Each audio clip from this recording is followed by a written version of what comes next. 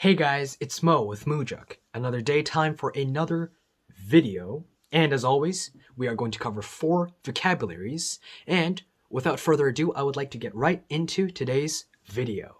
So, on our list, what do we have? Starting with the first word of today, impecunious.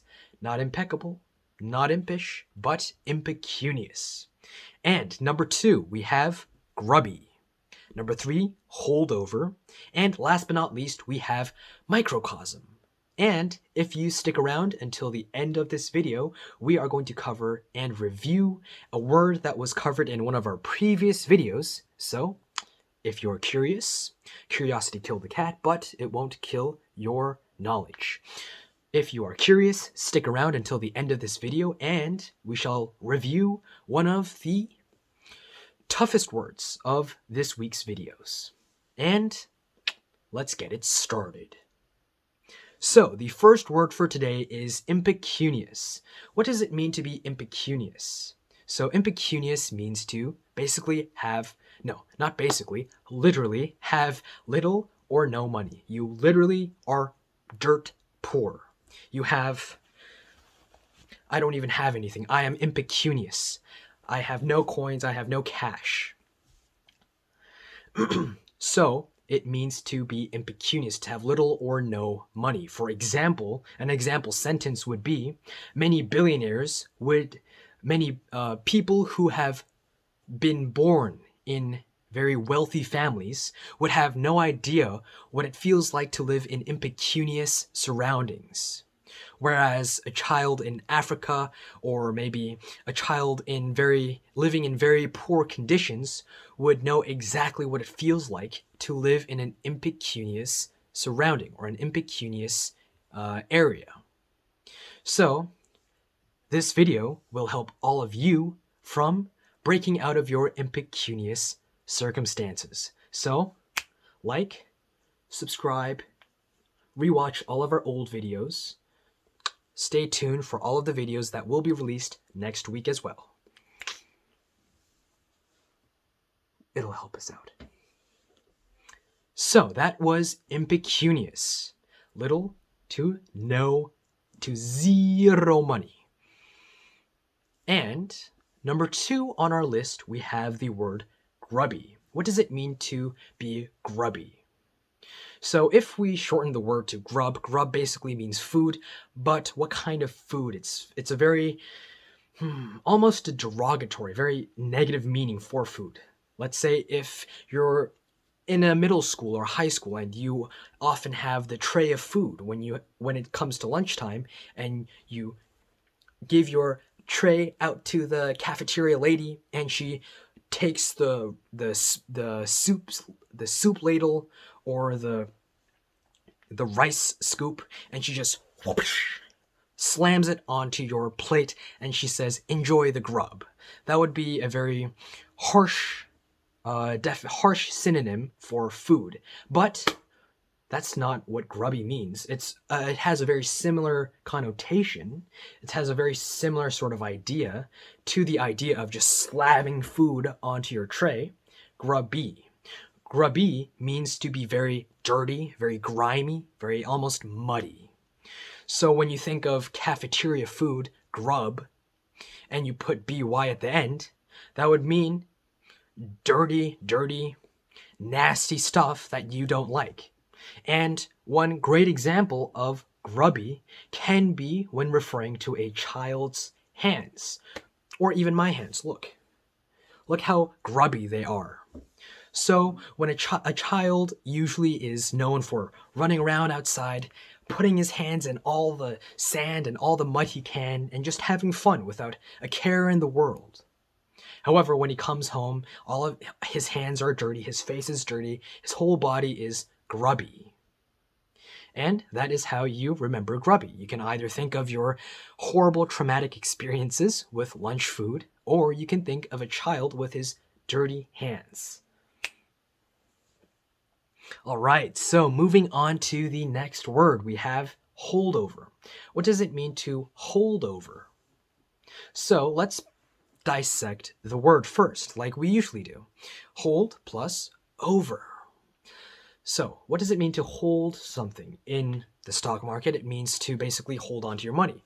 But in literal definitions, it means to grab something to try not to let go. And over means to jump over something. Let's say the dragon jumps over the Empire State Building. That was a random sentence that I thought up of. But maybe the man jumps over the moon. But what does it mean once you combine these two words? What does it equal? It equals holding something whilst jumping over something. So hold over. But how do we use that in a sentence? So holdover essentially means something, a person, an object that is a remnant from a previous time. So something that is remaining still after its due expiry date. For example, if I talk about the excuse me, I had a frog for dinner. So if we talk about real estate, in real estate, there is a person known as the tenant and the landlord. So the landlord is the person who provides a room or a house, such as most of the time a one-room studio apartment in South Korea, and the tenant is the person who lives there. So how can we use holdover in real estate terms? There is something called a holdover tenant. So what is a holdover tenant? He is holding something, obviously, and he is going over something, obviously, but what? So a holdover tenant would be a person who would still secretly and illegally live in his studio apartment even after his contract finished. So when you picture, let's say we have a concrete contract right in front of us, but this guy, the tenant, he's holding even after his contract ends, holding a holdover tenant. So he is secretly living, maybe people know, but he's living in that apartment even after his expiry date.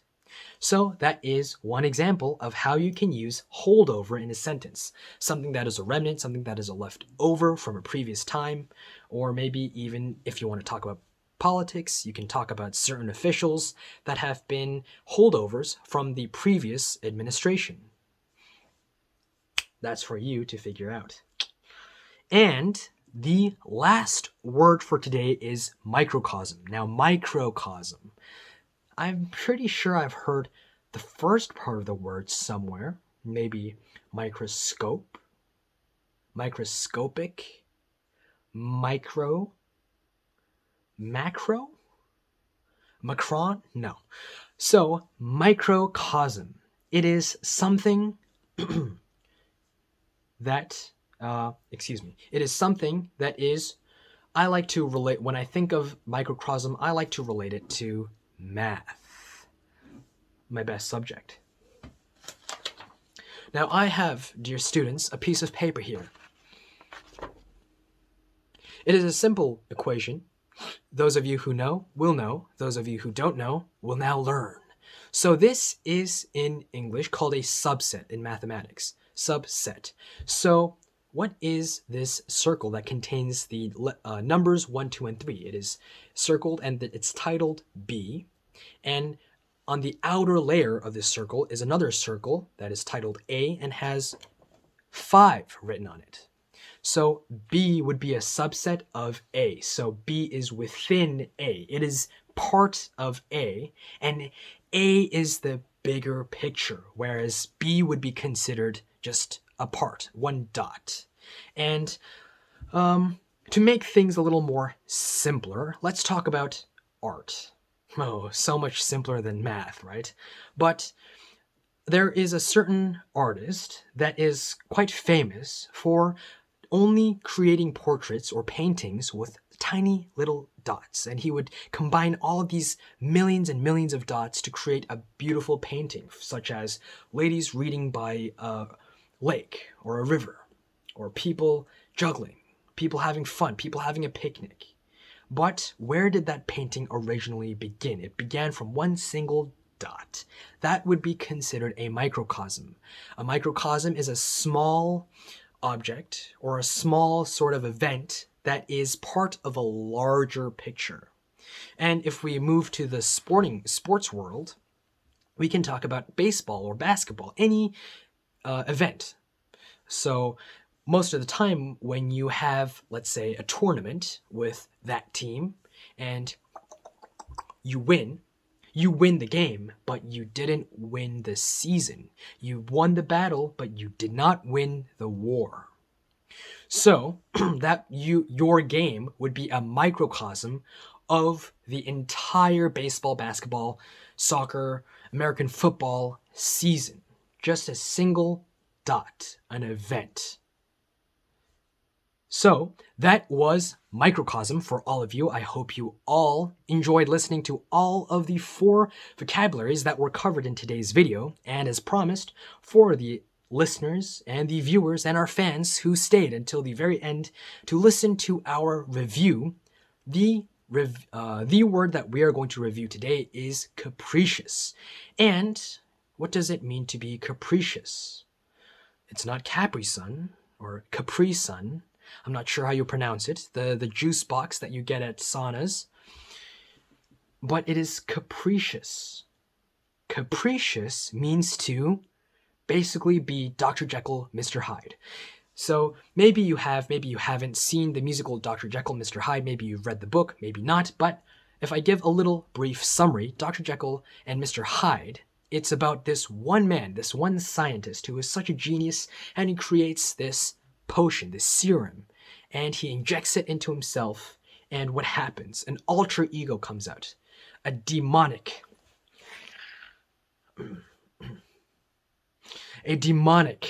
evil version of himself, trapped inside one body. Dr. Jekyll, the innocent scientist who wants to save lives, versus Mr. Hyde, the evil, sinister, demonic person who wants to take lives away and basically beat people up on the street. This would be the definition for capricious, a person who has many mood swings. So up, happy, down, depressed, sad, up, happy, down, sad, up, happy, very up and down. So that is capricious. If I give another example sentence, we can talk about, let's say, Mo. Mo, he signed up for this. He gave this job interview and he got this job. And he was walking to work, and he goes to work. He does a fantastic job, and the boss loves him. But after a month, the boss starts to find out that this Mo is very capricious in nature. So sometimes he is incredibly happy and he says, hi, hi, hi to everybody. But then one day he's sad. So in the end, what does Boss Man have to do? He inevitably has to fire Mo because he cannot trust an emotionally unstable person to do his or her job. So that would be considered as a capricious person. Try not to be a capricious person at work because it will ultimately affect not only yourself, but also the company's future. So be mindful. And that was the review for all of our fans, all of our viewers. And before we go, we have one last announcement. Please like, subscribe, and rewatch all of our videos. And stay tuned for the next video. We've covered 4 words today: Impecunious, Grubby, Holdover, and Microcosm. So please review these words on your own time, rewatch the video several times, and I shall see you in the next one.